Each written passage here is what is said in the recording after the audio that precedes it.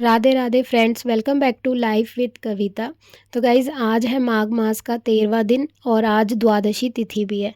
कल हमारा एकादशी का व्रत था, तो आज व्रत का पारण करना है। तो मैं ब्रह्म मुहूर्त में उठ गई थी और उठकर जो है मैं सबसे पहले नहाने चली गई थी। जब तक व्रत का पारण नहीं करते हैं तो हम पानी भी नहीं पीते, कुछ भी नहीं पीते हैं। तो सबसे पहले उठकर जो है मैंने नहा लिया था और उसके बाद अब मैं जाऊँगी साफ़ सफाई करने। और व्रत का जो पारण का टाइम होता है उस टाइम के अंदर ही हमें जो है व्रत खोलना होता है।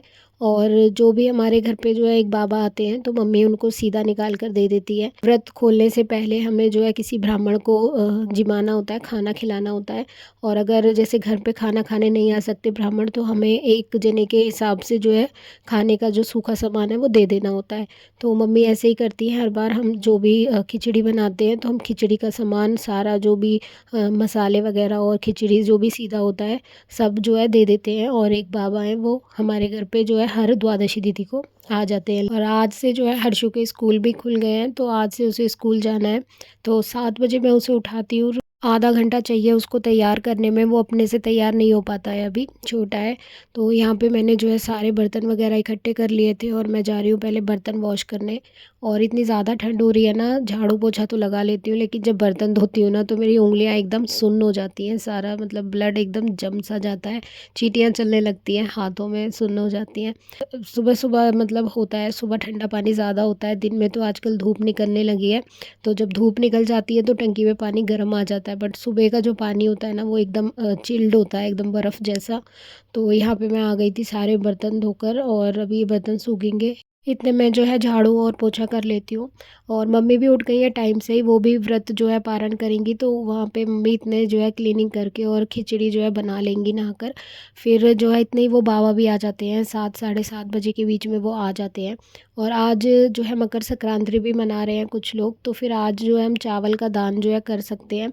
जो कल हमने चावल का दान नहीं करा था संक्रांत वाले दिन, तो आज चावल और खिचड़ी जो है वो दान कर सकते हैं। तो हमने भी आज के दिन भी दान करा था और कल भी कर दिया था। तो यहाँ पे मैंने जो है झाड़ू पोछा कर लिया और अभी मैं जो है सारी पूजा की तैयारी कर लेती हूँ। आज है बृहस्पतिवार और बृहस्पतिवार के दिन जो है मैं पोछा नहीं लगाती हूँ, पूरे घर में नहीं लगाती हूँ, लेकिन जो मंदिर वाला कमरा है मैं उसमें तो रोज़ ही लगाती हूँ। तो भगवान जी के कमरे में तो लगाने में कोई वो नहीं है, वहाँ पर जो है साफ़ सफाई का पूरा ध्यान रखना चाहिए, तो यहाँ तो मैं लगा देती हूँ। लेकिन जो बाकी हमारा बाकी के कमरे हैं उनमें मैं पोछा नहीं लगाती हूँ थर्सडे वाले दिन। तो यहाँ पे मैंने बस पोछा लगा लिया था। और अब इसके बाद जो आएगी वो आएगी मौनी अमावस्या। तो इस माघ के महीने में जो है बहुत सारी तिथियाँ आती हैं जो बहुत शुभ होती हैं। वैसे तो माघ महीने का हर दिन ही बहुत ही शुभ और मंगलकारी है, लेकिन जो विशेष तिथियाँ होती हैं तो उन सब पे आपको दान पुण्य ज़रूर करना चाहिए। तो अब आएगी 18 तारीख को रविवार वाले दिन अमावस्या, मौनी अमावस्या, जो कि साल की सबसे बड़ी अमावस्या होती है। उस दिन हमें पितरों के निमित्त ज़रूर से पूजा पाठ करना चाहिए और सुबह ब्रह्म मुहूर्त में उठ के स्नान कर पितरों के लिए तर्पण ज़रूर करें, तिल डालकर पानी में ज़रूर से उनके लिए तर्पण करें। और उस दिन रविवार पड़ रहा है तो इस वजह से हम पीपल पे जो है पूजा नहीं कर सकते। पीपल पे रविवार को दीपदान और जल नहीं दे सकते हैं, क्योंकि कहते हैं उस दिन जो है पीपल पे दरिद्रता का वास होता है, तो उस दिन पीपल के पास भी नहीं जाते हैं। और बाकी जो दिन है उस दिन हम पूजा कर सकते हैं, लेकिन अमावस्या तिथि है तो आप घर में ही दक्षिण दिशा की ओर जो है दीपदान कर सकते हैं, तो उससे जो है आपके पितृ प्रसन्न होते हैं। और उस दिन दान ज़रूर करें पितरों के निमित्त। वैसे तो हर अमावस्या पे दान ज़रूर करना चाहिए, लेकिन अभी सर्दियाँ चल रही हैं और माघ मास में दान का विशेष महत्व है। तो जो भी आपके पितर हैं उनके निमित्त आप कोई भी गर्म कपड़ा, ऊनी वस्त्र, जो भी आप रजाई कंबल कुछ भी दान करना चाहो तो ज़रूर से दान करना, कि घर में जो है सुख शांति आएगी, बरकत आएगी। और जो घर में कलेश होते हैं, आपस में बड़ों में झगड़े होते हैं, घर में 24 घंटे कलह रहता है, तो इन सब चीज़ों के लिए कहते हैं पितृदोष होता है घर में। तो इस चीज़ से बचने के लिए आप अपने रोग की शांति ज़रूर करें और उनके निमित्त कुछ ना कुछ दान पुण्य ज़रूर से करें। आज बृहस्पतिवार है तो गुरुवार वाले दिन विष्णु सहस्त्र नाम का पाठ ज़रूर करना चाहिए, बहुत ज़्यादा शुभदायक होता है ये। और इतने ही नंदी बाबा आ गए थे, या मेरी पूजा पूरी हो गई थी तो मम्मी ने उन्हें सीधा दे दिया था। नंदी बाबा को मम्मी ने रोटी और खिचड़ी दोनों खिला दी थी।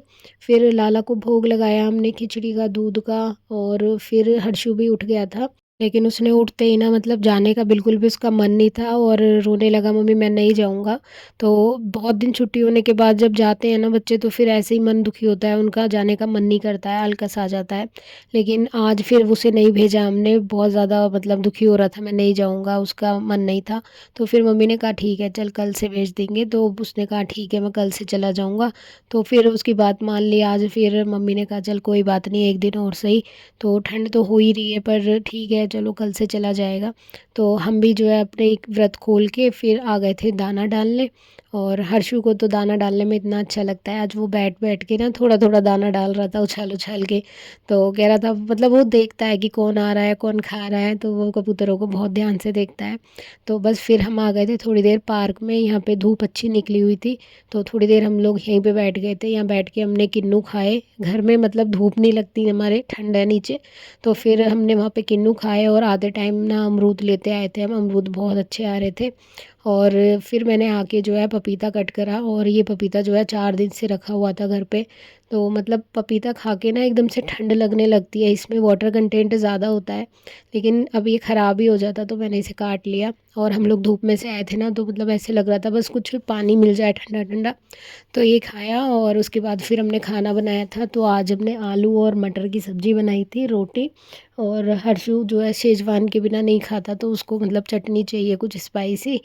तो बस उसने भी खाना खाया और हम तीनों ने लंच किया अपना। फिर हर्षु को थोड़ा पढ़ाया मैंने और फिर उसका ट्यूशन का टाइम हो गया था। तो 4 बजे मैं उसे ट्यूशन छोड़ आई थी। फिर अब मैं ना अपने बालों में लगाने के लिए घोल रही हूँ हीना। तो बहुत ज़्यादा ठंड हो रही है, हीना लगाने का भी मन नहीं कर रहा, लेकिन मेरे बाल जो है बहुत ज़्यादा ग्रे हो गए हैं। तो मेहंदी जो मतलब लगाई थी 2-3 महीने हो गए, तो बिल्कुल जो है उतर गया है कलर। तो मैं कलर वगैरह यूज़ नहीं करती हूँ, केमिकल वगैरह होते हैं उसमें। तो यहाँ पे मैंने जो है मेहंदी का पैकेट में लेके आ गई थी, तो फिर अब मैंने जो है यहाँ पे हर्बल वाटर बना लिया था। तो इसमें मैंने जो है सारी चीज़ें डाल ली थी जो भी मैं डालती हूँ, मतलब कड़ी पत्ता, मेथी, कलौंजी। और इसमें मैंने 4-5 लौंग डाल दी थी। लौंग डालने से जो है ना थोड़ी तासीर जो है मेहंदी की ठंडी होती है, तो वो थोड़ी सी ना गर्म हो जाएगी जिससे कि मेरे को इतनी ठंड ना लगे। तो यहाँ पे मैंने ये एक लिक्विड बना लिया था, इसमें मैंने हिबिस्कस पाउडर और शिकाकाई पाउडर सब कुछ डाल के उबाल दिया था। मेहंदी जो होती है ना बालों को रफ़ कर देती है, थोड़ा ड्राई कर देती है। बट इसमें अगर आप सही इंग्रेडिएंट डालोगे ना तो ये आपके बालों को बहुत अच्छे से कंडीशनिंग देती है। तो यहाँ पे मैंने एज अ हेयर मास्क इसको बना लिया, और थोड़ा बहुत कलर भी आ जाता है, बट वो कलर स्टे नहीं करता ज़्यादा दिन मेहंदी का। बट फिर भी मैंने बना लिया है क्योंकि मैं इसी लगाती हूँ, इसके अलावा मैं कुछ और नहीं लगाती हूँ। तो मैंने ये लोहे की कढ़ाई में डालकर अच्छे से खोल ली थी, और इसके बाद इसमें मैंने 1 चम्मच चीनी डाल दी है। चीनी डालने से ना मेहंदी का जो कलर है वो काफ़ी डार्क आ जाता है। जब हम हाथों पे मेहंदी लगाते हैं तो उसके सूखने के बाद हम नींबू और चीनी का पानी भी लगाते हैं ना, जिससे कि वो डार्क हो जाए। ऐसे ही जब हम बालों में लगाते हैं तो उसमें भी डाल देते हैं रात को जब हम घोल कर रखते हैं। तो ये मैंने पूरी कढ़ाई में इसको स्प्रेड कर दिया ताकि ये अच्छे से ब्लैक हो जाए, और फिर ढककर इसको जो है ओवरनाइट रख दिया है। और कल लगाऊंगी मैं मेहंदी। आज ना मैंने बहुत थोड़ी मेहंदी घोली थी, मैंने हेयर कट करा लिया था तो इस वजह से मेरे बालों की लेंथ कम हो गई है, तो काफ़ी कम मेहंदी लगी है। अदरवाइज़ मुझे 200 ग्राम के करीब मैं मेहंदी घोलती हूँ अपने बालों के लिए। अब मैंने 100 ग्राम के आसपास ही घोली है, 100-125 ग्राम। तो यहाँ मैंने मेहंदी घोल कर रख दी थी, और अब मैं बना रही हूँ ऐसे ही शाम में खाने के लिए कुछ। इसने मुरमुरे ले लिए थे, मुरमुरे जो है हमारे पड़े हुए थे, लास्ट टाइम मैंने वो लड्डू बनाए थे बट वो लड्डू नहीं बने, तो वो मीठी खील सी बन गई थी तो हमने वो भी खा ली। बट अब मैं कुछ नमकीन सा बना रही हूँ, तो यहाँ मैंने 2-3 नमकीन वगैरह इसमें डाल दी थी। काला नमक नमक डाला और मीठी वाली चटनी और नींबू डालकर। तो ये मैंने भेलपूरी टाइप का कुछ बना दिया था, लेकिन इसमें मैंने टमाटर प्याज नहीं डाले हैं। हर्षु को खांसी हो रही है ना, तो मैंने इसमें प्याज और टमाटर नहीं डाले हैं, प्याज जो है खांसी करती है, कच्ची प्याज। तो बस मैंने ऐसे ही बना दिया था। उस तरीके की ना मंचिंग के लिए कुछ ना कुछ चाहिए रहता है। तो जब वो ट्यूशन से आता है तो उसको कुछ ना कुछ खाने को चाहिए होता है। तो या तो कुछ बना कर देती हूँ, बट आज मैंने सोचा ये बना लेती हूँ, पड़े थे काफ़ी दिन से पैकेट में, ला के रख देती हूँ। तो उसको ना मतलब नमकीन वगैरह ये सब चीज़ें बहुत ज़्यादा पसंद है, उसको स्पाइसी चटपटी चीज़ें ज़्यादा खाना पसंद है। तो यहाँ ना मैंने इसको मिक्स कर लिया अच्छे से, और एक लेमन भी डाल दिया था, उससे थोड़ा सा टेंगी सा टेस्ट आ जाएगा। तो यहीं पे खड़ा हुआ है मेरे पास कि मम्मी जल्दी बनाओ जल्दी बनाओ, उसको कंट्रोल नहीं होता जब उसके मतलब की कोई चीज़ बनती है तो। जैसे मैं उसको मुरमुरे देती हूँ खाने के लिए तो वो खाता नहीं है, तो मैं इस तरीके से बना देती हूँ ना तो वो खा लेता है, मतलब उसको लगता है इसमें नमकीनें डली हुई हैं। और ये मीठी चटनी डाल के ना ये काफ़ी टेस्टी लगती हैं। तो एक बॉम्बे स्टाइल जो सेव पूरी आती है ना, वो बहुत टेस्टी लगती है, मैंने खाई है वो 1-2 बार मेट्रो स्टेशन पे। तो मुझे ना तब से ये मीठी वाली पसंद है, अदरवाइज़ मैं पहले ऐसे सूखी सी जैसे झालमुरी बनाते हैं ना, वैसे ही बनाया करती थी, जो वो कोन से में पेपर में बना के देते हैं। तो हर्षु भी कह रहा था मुझे ना मम्मी पेपर में दो, तो मैंने इसको बोला ये गीली वाली बनी है तो ये पेपर में ना गल जाएगी। तो फिर मैंने उसको बाउल में डाल के दे दी थी, तो उसको काफ़ी अच्छी लगी। और मुरमुरे खिलाने का ना ये अच्छा तरीका है, मुरमुरा बहुत हेल्दी होता है, आयरन होता है उसमें बहुत ज़्यादा। गाइस आज के व्लॉग को यहीं पे एंड करते हैं। तो आई होप आपको व्लॉग अच्छा लगे तो लाइक कर लेना, और मिलते हैं नेक्स्ट व्लॉग में कल। तब तक के लिए bye bye and thank you for watching.